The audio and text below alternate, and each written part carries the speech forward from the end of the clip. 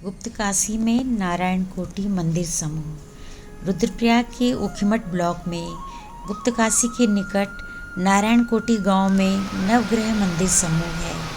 यह अन्न धन से परिपूर्ण बहुत ही संपन्न क्षेत्र है।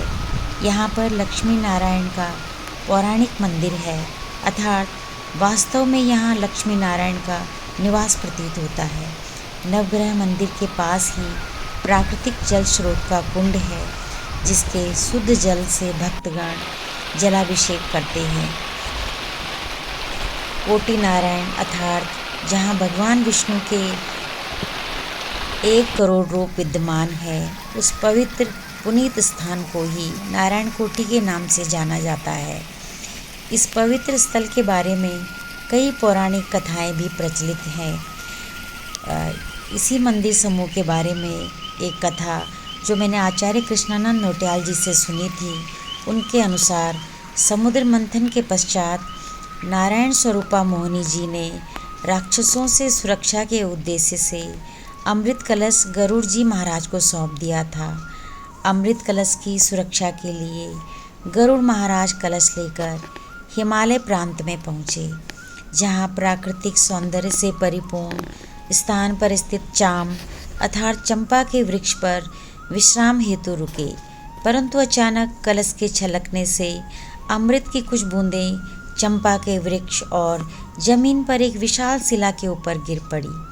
कलश से अमृत छलकने से दुखी गरुड़ जी ने क्षमा याचना की दृष्टि से लक्ष्मी जी सहित नारायण जी का ध्यान किया।